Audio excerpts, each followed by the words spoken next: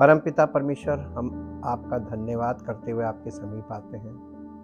आपकी उपस्थिति के लिए, आपके महान प्रेम के लिए, आपके अनुग्रह के लिए और पवित्र आत्मा के लिए, जिसके द्वारा आप हमारी ज़िंदगी में सब कुछ नया करते हैं। सब बातों के लिए आपका धन्यवाद करते हैं। हाँ प्रभु, आपने इस योजना को अपने पुत्र के बलिदान के साथ द्वारा हमारे लिए तैयार किया और पुत्र की बलिदान के द्वारा हमारे जीवन में आपने छुटकारे के जो रास्ता बनाया, उसके लिए धन्यवाद करते हैं। और पवित्र आत्मा के द्वारा उस उद्धार को हमारे जीवन में पूरा करने के लिए आपका धन्यवाद करते हैं। चाहते पिता परमेश्वर, आपके वचन के अनुसार हम सबके जीवन में अद्भुत आश्चर्य कर्म हो, हम सबको नई सृष्टि बनाकर अपनी महिमा को प्रकट कीजिए, ताकि सारी महिमा आपको मिले।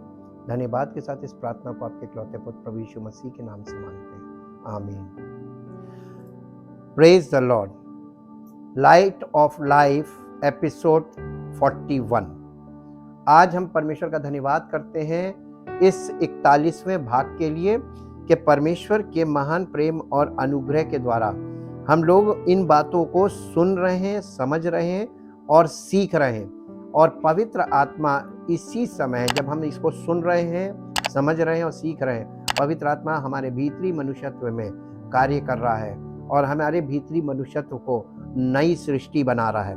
इसलिए हम परमेश्वर का धन्यवाद करते हैं, क्योंकि हम पवित्र आत्मा के और परमेश्वर के वचन की पवित्र आत्मा के साथ परमेश्वर के वचन की सहभागिता कर रहे हैं और इस सहभागिता से हमारे जीवन में परमेश्वर का अद्भुत कार्य हो रहा है। हम लोग आज जो सब्जेक्ट हमारा चल रहा है डिल्यूजन एंड इल्यूजन, इसके पार्ट 3 में आ गए हैं और इसके 3rd पार्ट में हम लोग इसको स्टडी करेंगे। और आज तीसरा पार्ट हम देखेंगे कि तीसरे पार्ट में हमको पवित्र आत्मा क्या चीज़ें दिखाता है और समझाता है, ताकि परमेश्वर की महिमा हम सबके जीवन से प्रकट हो और हमारा जीवन उसके महिमा के योग्य बने। ये हमारा गोल है। तीसरे पार्ट में हम देखते हैं the devil taketh him up into an exceeding high mountain and sheweth him all the kingdoms of the world and the glory of them, and saith unto him, all these things will I give thee, if thou wilt fall down and worship me। यानी मत्ती रचित सुसमाचार उसका 4 अध्याय, मत्ती रचित सुसमाचार उसका 4 अध्याय और उसके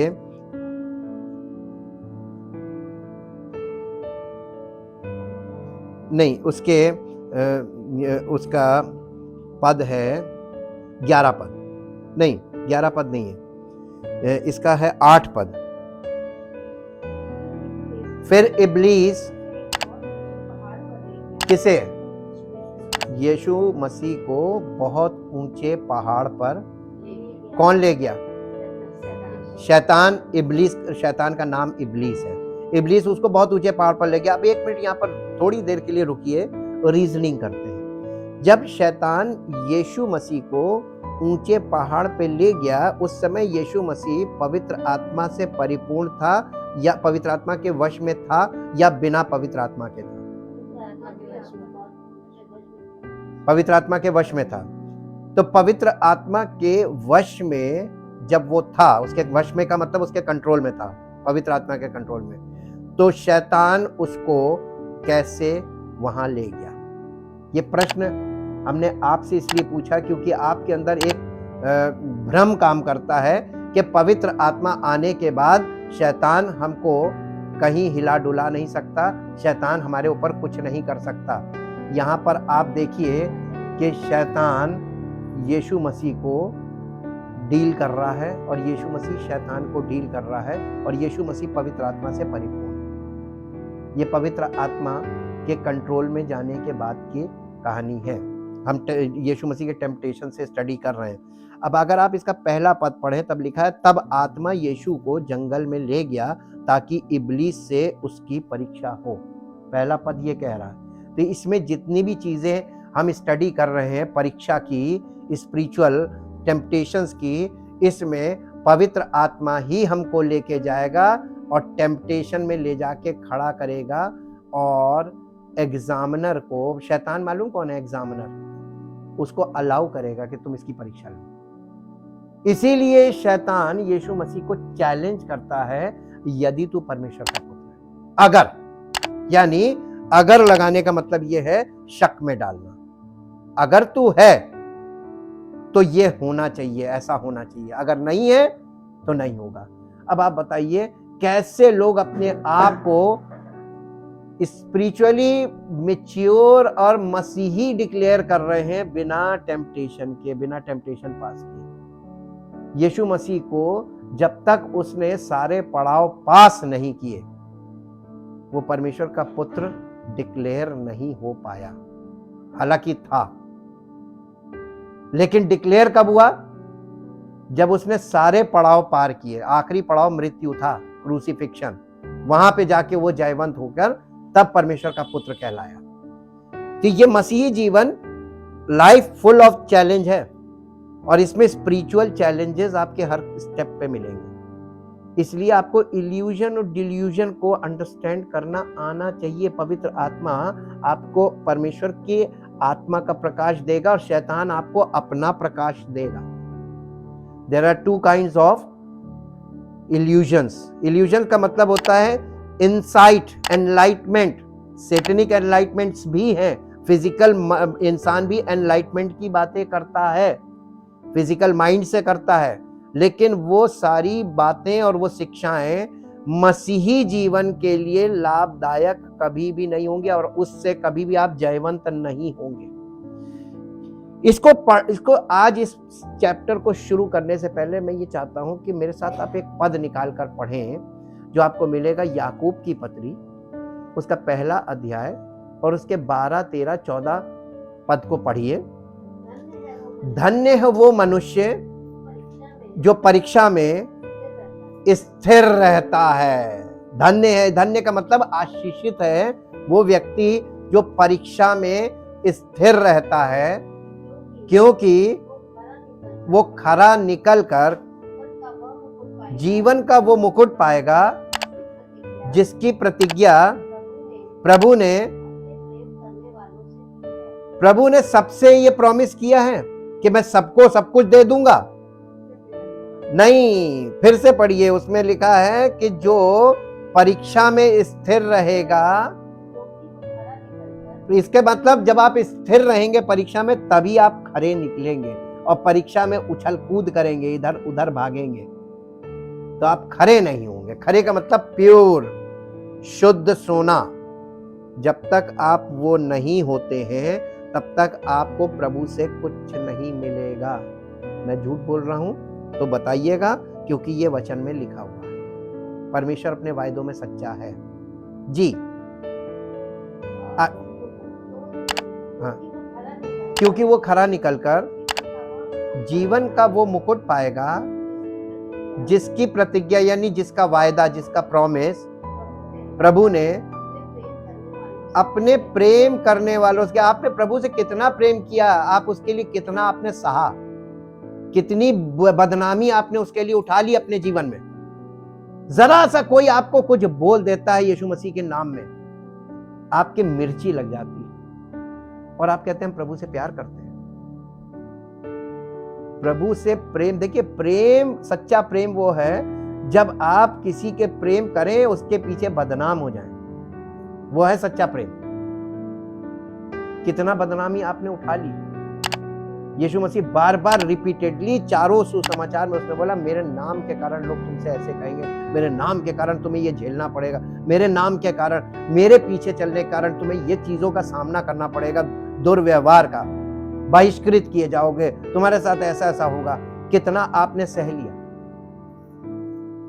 चाहिए प्रभु से हम राज्य मांग रहे हैं, बराबर का हक मांग रहे हैं। प्रेम कितनों ने किया। परीक्षा में परीक्षा इसीलिए आती है कि ये पद देखे कि कितना प्रेम है जी। आगे, जब किसी की परीक्षा हो तो वो जिसकी परीक्षा हो रही वो कभी ये ना कहे कि मेरी परीक्षा परमेश्वर की ओर से होती है। कह नहीं सकते आप, और कभी कहिएगा भी मत, क्योंकि ना तो बुरी बातों से ना तो बुरी बातों से परमेश्वर की परीक्षा हो सकती है, और ना वो यानी परमेश्वर किसी की परीक्षा आप करता। परमेश्वर अपने आप अपनी ओर से किसी की परीक्षा नहीं करेगा, परंतु प्रत्येक व्यक्ति कौन परीक्षा में ले जाता है?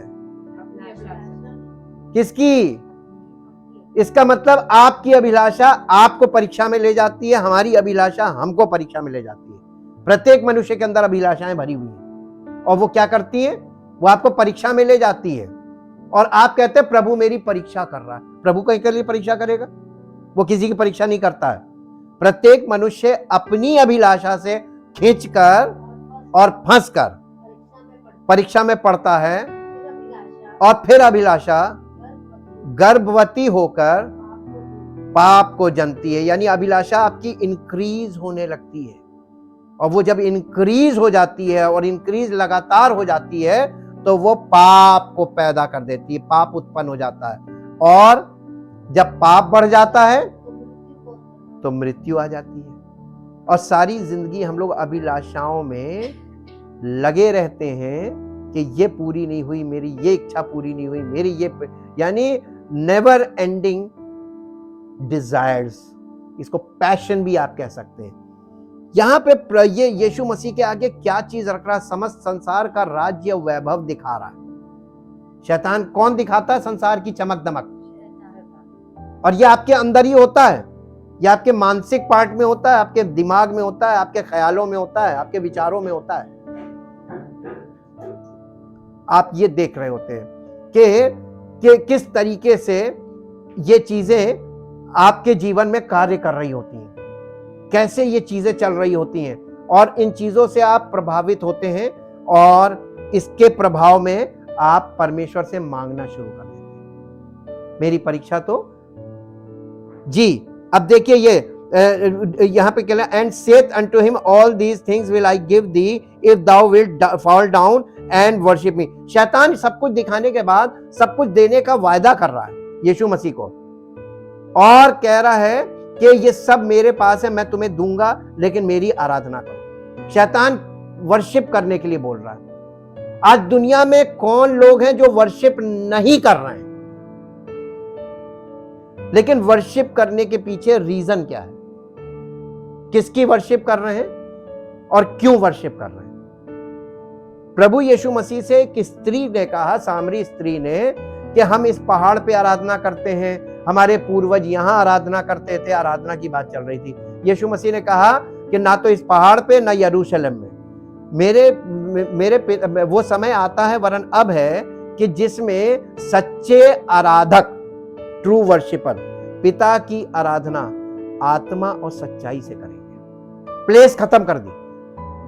आज लोग आराधना के लिए सबसे ज्यादा आपको जो इल्यूजन में फंसाते हैं और डिल्यूजन में फंसाते हैं, भ्रम में, वो प्लेस के नाम पे, यहां आइए तो प्रभु आपके जीवन में कार्य करेगा। लेकिन आपको जाना वहां चाहिए जहां परमेश्वर की प्रेजेंस है, वहां बिल्डिंग नहीं होगी। और वहां जाना आपको हो सकता बुरा लगे, छोटी जगह होने के कारण, वहां पे आपको बहुत सुविधाएं ना मिले, इसलिए आपको बहुत ज्यादा रिस्पेक्ट ना मिले, इसलिए लोग ऐसी जगहों में नहीं जाएंगे। यीशु मसीह का जन्म कहां हुआ था? महल में या गौशाले में? कितनी जगह थी? वहां पर जानवर थे, वहां पर जानवर के खाने वाले बर्तन में तो यीशु मसीह को रखा गया था, न्यूबॉर्न बेबी। क्यों ऐसी जगह, लोली प्लेस बोलते हैं, क्यों ऐसी जगह पैदा हुआ? क्योंकि उसे मालूम था कि यहां पर, लेकिन दुनिया के राजाओं ने उसी जगह जाकर उसको दंडवत किया। लेकिन भटके वो भी थे, वह पहले वो राजमहल में घुस गए थे। वैसे ही हमको भी, हम राजमहलों में, बड़ी बड़ी बिल्डिंगों में जाके यीशु मसीह को ढूंढ रहे, वहां मिलेगा नहीं। मिलेगा कहां? वो ऐसी जगह मिलेगा जहां लोग जाना पसंद नहीं करेंगे। कलीसिया, जो सच्ची कलीसिया, वो ऐसे ही आपको मिलेगी, किसी ऐसी दुर्लभ स्थान में जहां लोग जाना पसंद नहीं करेंगे। यहां पर वो सारा राज्य वैभव दिखाकर कह रहा है, यदि तू गिर कर मुझे प्रणाम करे तो मैं ये सब कुछ तुझे दे दूंगा। तब यीशु ने उससे कहा, हे शैतान दूर हो जा, क्योंकि लिखा है, तू प्रभु अपने परमेश्वर को प्रणाम कर और केवल उसी की आराधना कर। अब आप ये बताइए, परमेश्वर को कभी किसी ने नहीं देखा, बाइबल बता रही।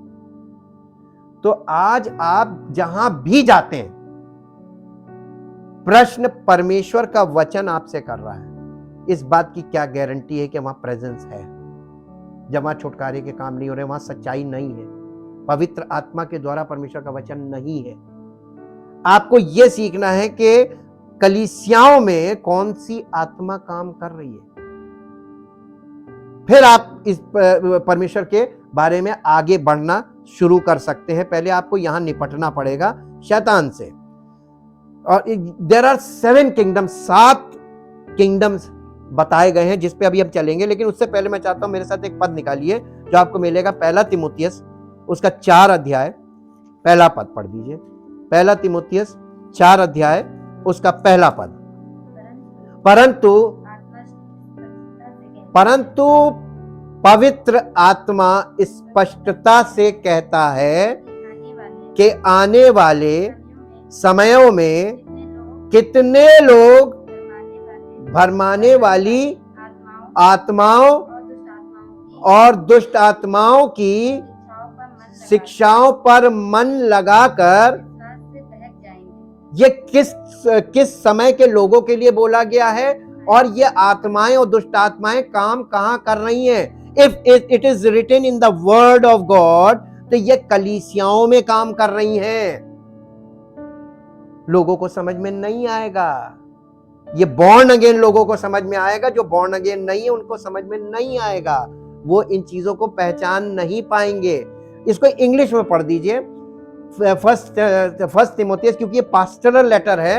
ये पौलुस अपने चेले तीमुथियुस को, जो जवान था, उसको ये बातें लिखकर पत्री में बता रहा है कि ये लोगों को निर्देश दे दो कलीसिया में कि ये होने वाला है। और आज ये चीजें पूरी तरीके से शेप ले चुकी है।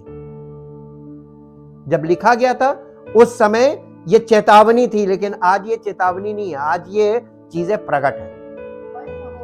But the Holi spirit distinctly and expressly declares that in later times, आने वाले समयों में, some will turn away from the faith, giving attention to deluding and seducing spirits and doctrines that demons teach। ये दुष्ट आत्माएं कहां ये शिक्षा का काम कर रही हैं? every teaching in the church, यानी churches, denominational teachings are demonic teachings। ये वो बता रहा था तीमुथियुस को, पौलुस, के कलीसिया को ये बताओ, कलीसिया के लोगों को ये बताओ कि इतनी शिक्षाएं मसीह में निकलने वाली, इतने डिनोमिनेशन बनेंगे और इतनी शिक्षाएं फैलेंगी और वो सब गलत होंगी और लोग अलग अलग डिनोमिनेशन में इन्हीं शिक्षाओं में ट्रैप हो जाएंगे, ये सोच के कि हम सुसमाचार और यीशु मसीह को मान रहे हैं। लेकिन ये सब झूठी शिक्षा होगी। एक ही सुसमाचार सही है, उसका रीजन भी हम आपको बताएंगे। बाइबल जो बताती है वो आप देखिए, उसको ध्यान से पढ़ के देखिए, समझिए। बॉर्न अगेन के लिए ये चीजें इजी हैं, जिसका नए सिरे से जन्म नहीं हुआ है, क्योंकि ये सब जो फॉल्स हो रहा है वो भी स्पिरिचुअल रेल में है और जो ट्रू है वो भी स्पिरिचुअल रेल में है। आप कौन सी आत्मा में है, इससे ये पता चल जाता है। जिस टीचिंग को आप सपोर्ट कर रहे हैं, जिस टीचिंग को आप सही मान रहे हैं, आप उसी आत्मा में हैं। It is clear. अब आप मेरे साथ उसमें चलते हैं। देयर आर 7 किंगडम्स, 7 किंगडम बताए गए हैं। ये 7 किंगडम कौन से हैं? पहला किंगडम है आर्ट एंड एंटरटेनमेंट। शैतान क्या दिखाएगा आपको? ये देखो, ये आर्ट और एंटरटेनमेंट यानी कला और मनोरंजन, ये भी एक फील्ड है, ये एक वर्ल्ड है। अगर तुम्हें पसंद है तो इसमें तुम्हारा कैरियर, ये ग्लैमरस जॉब है, इसमें तुम्हें बड़ा नाम, पैसा, सब कुछ मिलेगा, शोहरत मिलेगी, इज्जत मिलेगी। दूसरा है दूसरा है रिलीजन, ये भी एक किंगडम है, इसमें तुम चले जाओगे नेम फेम मनी तीनों मिलेगा, ये सब पैसे वाले हैं। तीसरा है गवर्नमेंट, राजनीति में चले जाओगे नेम फेम मनी तीनों मिलेगा। फिर उसके बाद फैमिली, तुम फैमिली बिजनेस में चले जाओगे तो उसमें भी बहुत पैसा, नेम फेम मनी। फिर एक है बिजनेस, व्यापार, उसमें भी नेम फेम मनी। एजुकेशन, ये भी आजकल बिजनेस है, एक वर्ल्ड है एजुकेशन वर्ल्ड, इसमें भी नेम फेम मनी है। तीसरा है, सातवां है मीडिया, मीडिया में चले जाओगे नेम फेम मनी, पावर्स हैं इनमें, इन सब किंगडम्स में पावर है, आप जिसमें जाइए वहां की पावर काम करेगी। This is one of the biggest temptations for anybody. ये सारे जो वर्ल्ड हैं ये शैतान आपको दिखाएगा जिसमें तुम चाहो किस्मत आजमा लो, और ये सब बहुत बड़े टेम्पटेशन में से आपको निकलना पड़ेगा। इसमें से ये हमारे लिए बहुत बड़ा टेम्पटेशन है, किसी के लिए भी। Anybody of these kingdoms can be a stumbling block for us, ये हमारे लिए बहुत बड़ा रुकावट, ठोकर की चट्टाने हैं ये सब, आप इसे ठोकर खाएंगे। और and the enemy brings illusions trying to get us to see that there is a better life if we give our lives to any one of these kingdom। अगर हम इनमें से किसी एक किंगडम को पकड़ लें तो शैतान हमको उसके विषय में प्रकाशन देगा कि तुमको यहां पर बहुत तरक्की मिलेगी। इल्यूजन का मतलब है enlightenment from Satan, revelation from Satan. हम रेवलेशन वर्ड इसलिए नहीं यूज कर रहे हैं क्योंकि रेवलेशन वर्ड वहां पर यूज करना उचित नहीं है, ये परमेश्वर की ओर से था, लेकिन ये सैटनिक एनलाइटमेंट है। The devil will bring illusions that life is better living for those things when in actuality it's hell on earth, because only torment abounds for those that live apart from God and a place of never being content is found। जब आप, ये शैतान इसमें आपको बहुत अच्छी तरीके से लुभाने वाली चीजें दिखाएगा इन सारे किंगडम्स में, ताकि आप उसकी चकाचौंध में, आकर्षण में फंस जाएं। ये 7 किंगडम्स आकर्षित करने वाले हैं, और जब आप इसके आकर्षण में फंस जाते तो इसके अंदर जाने के बाद आपको केवल पीड़ा क्लेश, पीड़ा क्लेश, पीड़ा क्लेश यही मिलेगा, और वो कभी उसका अंत नहीं होगा, और आपका मन इसमें जाकर बहुत बुरी तरीके से वो हो जाएगा, और परमेश्वर से आप उतना ही अलग हो जाएंगे, और आप परमेश्वर से अलग होकर कभी भी सुखी नहीं हो सकते। और आप ये समझ लीजिए नरक, इस पृथ्वी पर नरक में फंस गए, और ये दशा आपकी हो जाएगी सिर्फ नेम फेम मनी के चक्कर में, और आप कभी भी संतुष्ट नहीं होंगे। There are millionaires all over the world that have everything but they are not happy. यहाँ इस पृथ्वी पर लाखों और करोड़ों, करोड़पति, अरबपति, खरबपति लोग हैं, उनके पास पैसे की कोई कमी नहीं, लेकिन उनके पास खुशी, आनंद और जीवन नहीं है, वो सुखी नहीं है, वो सुखी नहीं है। But they are not happy. Why? Because the one that created them in a way that they can only find joy, peace and righteousness in him।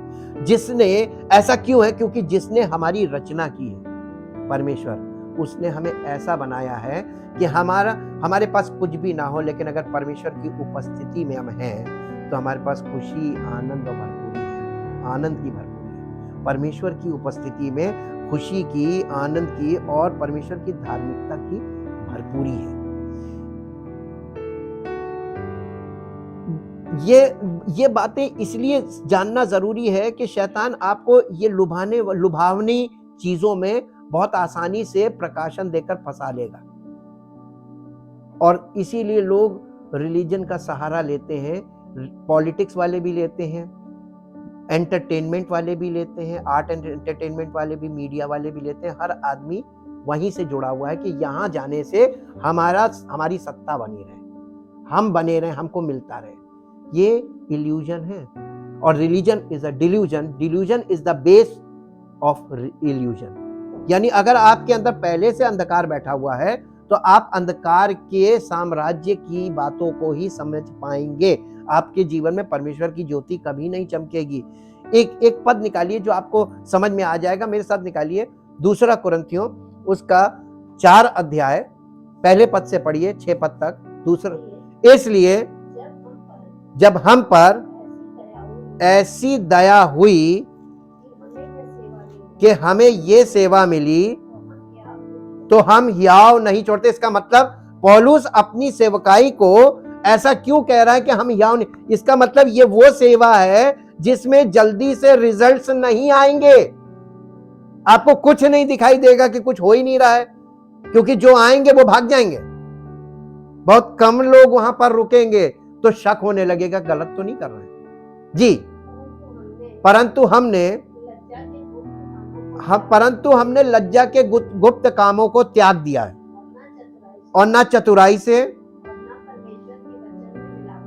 और ना परमेश्वर के वचन में मिलावट करते हैं, परंतु सत्य को प्रकट करके परमेश्वर के सामने हर एक मनुष्य के विवेक में अपनी भलाई बिठाते हैं।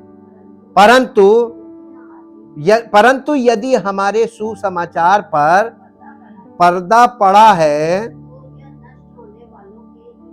किसके जब कलीसिया में आपके यहां पर जितने लोग आ रहे हैं जिनके दिल पे पर्दा पड़ा है, इसका मतलब वो नष्ट होने वाले हैं। हम परमेश्वर के सेवक हैं, मसीह के सेवक, हम पर्दा नहीं उठा सकते। हम उनको ज्योति की बातें बता सकते हैं, लेकिन अगर वो ग्रहण नहीं करेंगे तो हम उन्हें ग्रहण नहीं करा सकते हैं।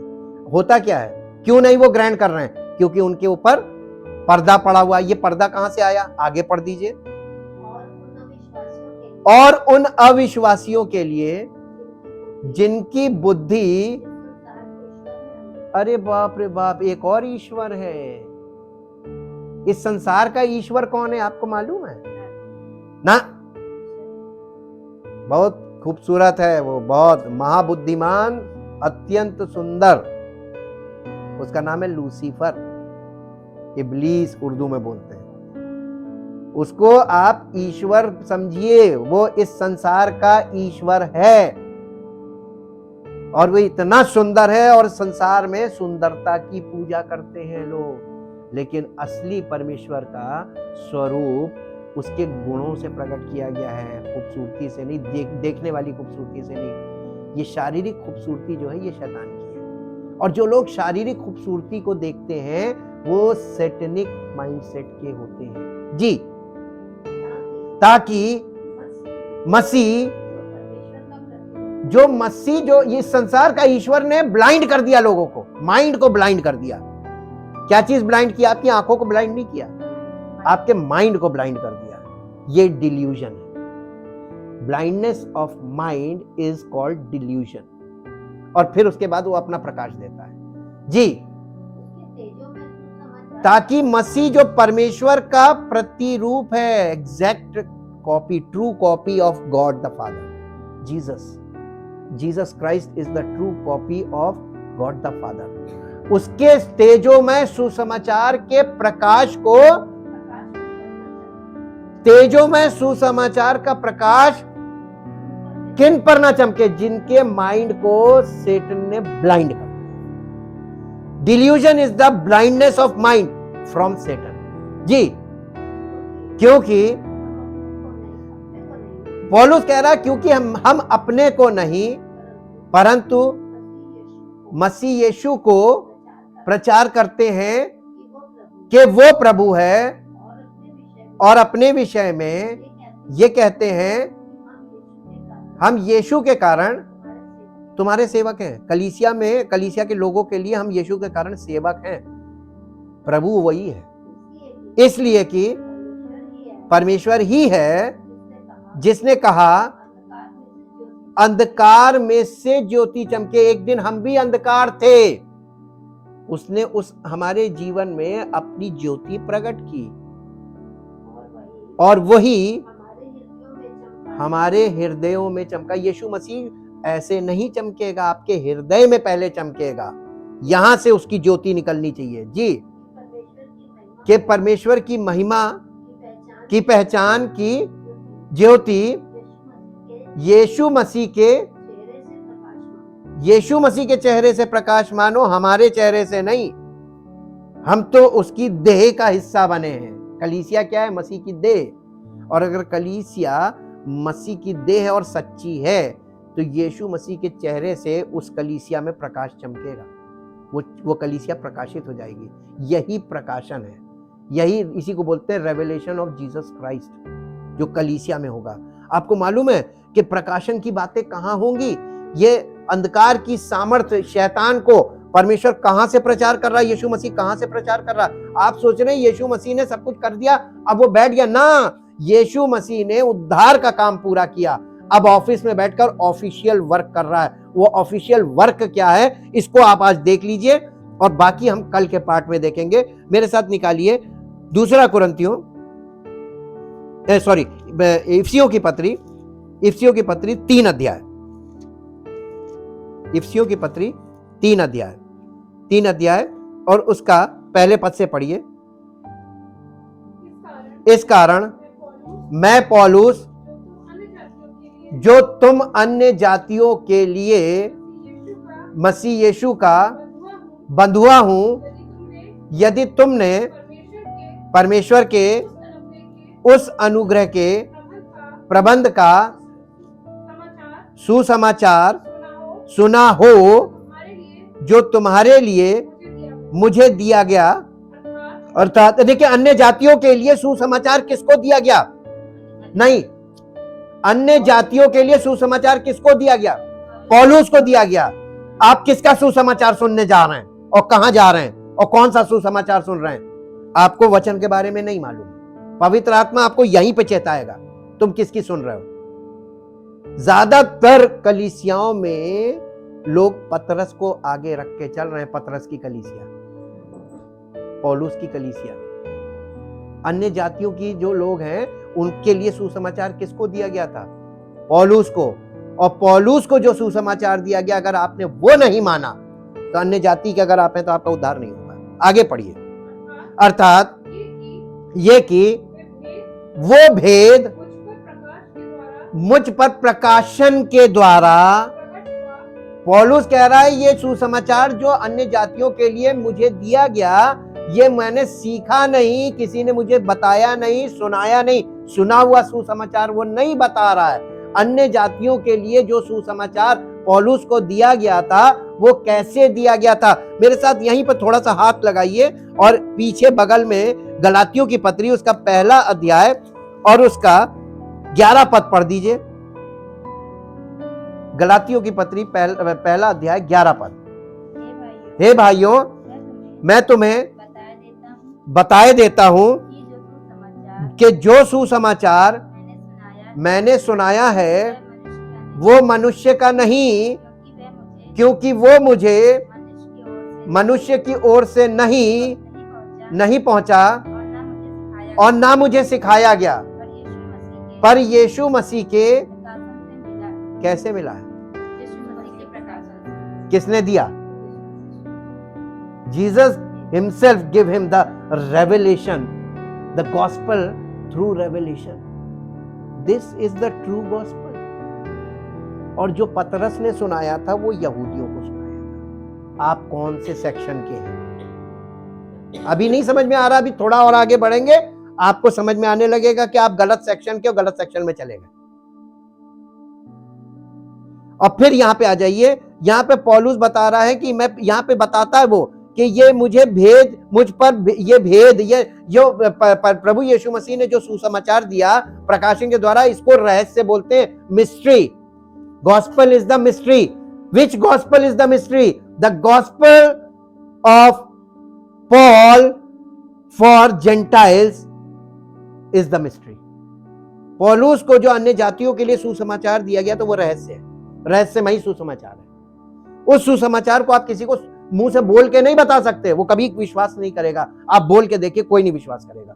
जमाने से ये लोगों को सुसमाचार सुना रहे, किसी अन्य जाति के व्यक्ति ने जो विश्वास करना था वो नहीं, उसके जीवन में जो कार्य होना था, बॉर्न अगेन होना था, वो नहीं हुआ। किसी को जबरदस्ती आप मनवा लो, यीशु ही प्रभु है, बुलवा लो। मजबूर आदमी आपके मजबूरी के आगे, अपनी मजबूरी के आगे बोल देगा। जब तक पवित्र आत्मा किसी के जीवन में नहीं आएगा, अपनी ओर से कभी कोई नहीं कहेगा कि यीशु ही प्रभु। आप उसकी मजबूरी मुझसे बुलवा लो, क्या हो रहा है? कोई आया है आपके पास बीमारी की हालत में, परेशानी हालत में कि यहां शायद प्रार्थना कराएं ठीक हो जाए, आप उससे कहें प्रभु यीशु मसीह, यीशु ही प्रभु है, बोलो, बोल देगा। चैलेंज है, वो बोल देगा। लेकिन क्या उसने दिल से ये बात बोली है? नहीं। बिना पवित्र आत्मा के कोई कह नहीं सकता कि यीशु ही प्रभु है। अगर इसकी जांच की जाए, इसकी जांच आत्मिक रीति से होती है, बहुत मुश्किल है, ये परमेश्वर ही जांचता है। इसलिए परमेश्वर ये जांच लेता है कि सच्चे विश्वासी कितने, कहीं नहीं है।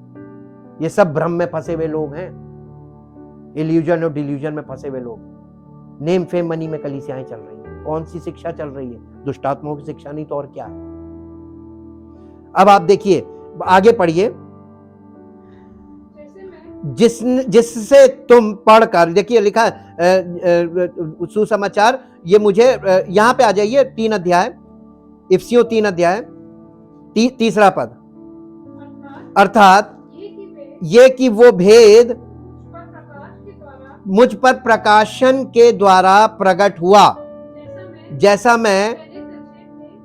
मैं पहले संक्षेप में लिख चुका हूं। अभी हमने आपको दिखा दिया, कहां लिखा है? गलातियों में लिखा हुआ है जी। आगे 4, जिससे तुम पढ़कर जान सकते हो कि मैं मसीह का वो भेद कहां तक, पौलुस को अब आप समझ गए होंगे कि कहां तक वो उस भेद को समझता है। उसने देख लिया था सब, प्रभु ने उसे सब दिखा दिया था जी। जो अन्य समयों में मनुष्यों की संतानों को ऐसा नहीं बताया गया था, जैसा कि आत्मा के द्वारा अब उसके पवित्र प्रेरितों और भविष्यवक्ताओं पर प्रकट किया गया है। लेकिन सब प्रेरितों पर, सब भविष्यवक्ताओं पर नहीं। यहाँ पे स्पेशल कैटेगरी लिखी है। ये 5वां पद इंग्लिश में पढ़ दीजिए, ताकि आप लोगों को यहाँ पे वर्ड क्लियर मिल जाए कि किन लोगों पे ये प्रकट हुआ। ये सब पर नहीं प्रकट हुआ, ये सुसमाचार सब पर नहीं प्रकट हुआ जिसे पौलुस बता रहा है। और इस सुसमाचार का आधार पूरी बाइबल है। 3:5 This mystery was never disclosed to human being in past generations as it has now been revealed to his holy apostles। उसके पवित्र जो प्रेरित थे यीशु मसीह के, केवल उनको ये प्रकाशन मिला था जी। consecrated messengers and prophets by the Holy Spirit, जिनके द्वारा पवित्र आत्मा ही काम करता है। यीशु मसीह ने कुछ को प्रेरित नियुक्त करके, कुछ को भविष्य, ये पवित्र आत्मा से भरे हुए लोग थे, आजकल के वाले नहीं। आप कभी इनको उनसे, आजकल के लोगों को उनसे कंपेयर कभी मत कीजिएगा। There is a very big difference. ये तो बहुत बड़ी मूर्खता हो जाएगी। अब उनके पवित्र प्रेरितों भविष्यवक्ता, 6 पद पढ़िए।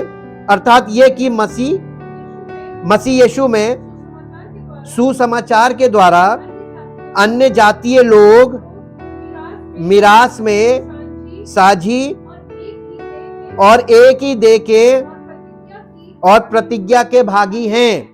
हाँ, मैं परमेश्वर के अनुग्रह के उस दान के अनुसार जो उसकी सामर्थ के प्रभाव के अनुसार मुझे दिया गया, उस सुसमाचार का सेवक बना।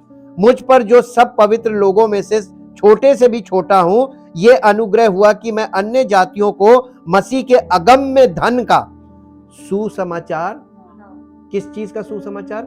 मसीह के अगम्य धन का, यानी अनसर्चेबल रिचेस ऑफ हिज ग्लोरी, उसकी महिमा का धन, मसीह की महिमा का धन, उसका सुसमाचार सुनाओ। और सब पर यह बात प्रकाशित करूं कि उस भेद का प्रबंध क्या है जो सबके सृजनहार परमेश्वर में आदि से गुप्त था, ताकि अब कलीसिया के द्वारा, अब आगे पढ़िए, कलीसिया के द्वारा परमेश्वर का विभिन्न प्रकार का ज्ञान, नहीं, विभिन्न प्रकार का ज्ञान उन प्रधानों और अधिकारियों पर जो स्वर्गीय स्थानों में है। किस पर? ये जो स्वर्गीय स्थानों में है, ये सैटेनिक पावर्स हैं, प्रिंसिपैलिटीज एंड पावर्स। कलीसिया के द्वारा परमेश्वर मसीह का वो ज्ञान जो गुप्त है, वो कलीसिया में पवित्र आत्मा बोलेगा और वो प्रधानों और अधिकारियों को ये सारी चीजें प्रकट करेगा जो लोगों को फंसाए हुए हैं, इल्यूजन और डिल्यूजन। अब समझ में आया कि ये सच्ची कलीसिया में ये किन तक ये चीजें मैसेज पहुंच रही हैं। मनुष्य हो सकता है इस मैसेज को ना समझ पाए, लेकिन दुष्ट आत्माएं और उनकी प्रधान अधिकारी और सामर्थ, ये सब ये इस सुसमाचार को सुन रही हैं। जहां सच्ची कलीसिया है, पवित्र आत्मा है, जहां परमेश्वर की उपस्थिति है, जहां सच्चे विश्वासी हैं, सच्चे मसीही, वहां पर ये काम हो रहा है कलीसिया में। उन प्रधानों और अधिकारियों को ये सुसमाचार सुनाया जा रहा है। जी नहीं, वो कहाँ, कौन सा पद था ये? 10। ताकि अब कलीसिया के द्वारा परमेश्वर का विभिन्न प्रकार का ज्ञान उन प्रधानों और अधिकारियों पर जो स्वर्गीय स्थानों में प्रकट किया जाए, उस सनातन मनसा के अनुसार जो उसने हमारे प्रभु मसीह यीशु में की थी। यानी परमेश्वर की शुरू से ये मनसा थी कि प्रभु यीशु मसीह के द्वारा सब प्रकार की दुष्ट की शक्तियों को या शैतान के साम्राज्य को भी सुसमाचार सुनाए, और ये कलीसिया के द्वारा होना है। आज कलीसिया खुद फंसी हुई, जिसमें हमको उस पर विश्वास करने से साहस और भरोसे के साथ परमेश्वर के निकट आने का अधिकार है। इसलिए मैं विनती करता हूं कि जो क्लेश तुम्हारे लिए मुझे हो रहे हैं, उनके कारण साहस ना छोड़ो, क्योंकि उनमें तुम्हारी महिमा है। क्लेश में, मसीह के नाम से जब आप क्लेश में जाते हैं, उसमें परमेश्वर की महिमा होती है। वो पवित्र आत्मा, जो महिमा का आत्मा तुम पर साया करता है, छाया करता है।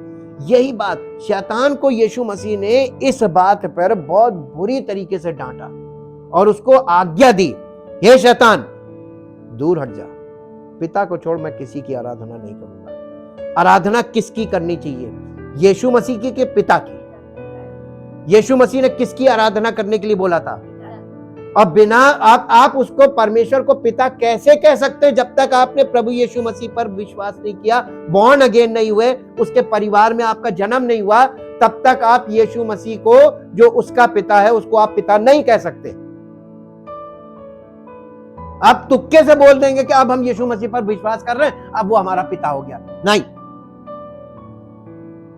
किसी घर में बिना जन्म लिए आप वहां के वारिस नहीं हो सकते। इस बात को आप भूलिएगा मत। जब तक आप बॉर्न अगेन नहीं होंगे, आप परमेश्वर के परिवार के सदस्य नहीं बन सकते, आप उसको पिता नहीं कह सकते। शैतान हमको ब्लाइंड कर देता है, माइंड। हमसे कुछ भी बुलवा लो, हम बोल रहे हैं, लोग हमसे कुछ भी बुलवा रहे हैं, हम बोल रहे हैं, और हम भ्रम में फंसे हुए। वी आर यानी trapped in illusions and delusions. Last में एक वर्स पढ़ दीजिए जो आपको मिलेगी, इफिसियों की पत्री, उसका 4 अध्याय और उसका 13 और 14 पद पढ़ दीजिए। इफिसियों की, हाँ, जब तक कि हम सब के सब विश्वास और परमेश्वर के पुत्र की पहचान में, सारी कलीसिया के लोग जब तक विश्वास में और परमेश्वर के पुत्र की पहचान में एक ना हो जाए और एक सिद्ध मनुष्य ना बन जाएं और मसीह के पूरे डील डॉल तक ना बढ़ जाएं, ताकि हम आगे को बालक ना रहें। कहां चल रही है ये ठग विद्या? कहां चल रही है? ये किस तरीके से चल रही है? जो मनुष्यों की ठग विद्या और चतुराई से, किसकी? भ्रम की युक्तियों के, उनके इल्यूजन्स के द्वारा उपदेश देते हैं। वो उनके हर उपदेश में एक प्रकाशन होगा। वो एक उपदेश है, अपने आप में एक प्रकाशन है। उस प्रकाशन में आपको फंसाते जाएंगे और उस उपदेश के अनुसार आपको घुमाते फिराते, चलाते टहलाते रहेंगे। जी, और उपदेश के, हाँ, भ्रम की युक्तियों के और उपदेश के हर एक झोंके से उछाले। आज कलीसियाओं में लोग कैसे चलाए जा रहे हैं? ताकि हम आगे को बालक ना रहे। वारिस जब तक नाबालिग है, उसके हाथ कुछ नहीं लगेगा।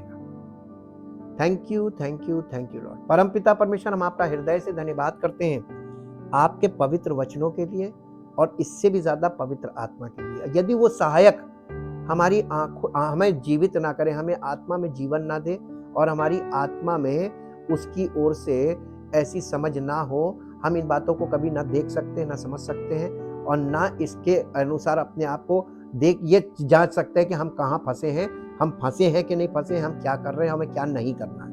ये सब बातें हमें तभी समझ में आती हैं जब पवित्र आत्मा हमारी अगुवाई करता है और हमें सब कुछ प्रकट करता है, ताकि प्रभु हम ज्योति की संतान बने और हम सबका जीवन परमेश्वर की महिमा में प्रकट हो, ताकि उसका नाम महिमा पाए। धन्यवाद के साथ इस प्रार्थना को आपके इकलौते पुत्र प्रभु यीशु मसीह के नाम से मांगते हैं, आमीन। Praise the Lord.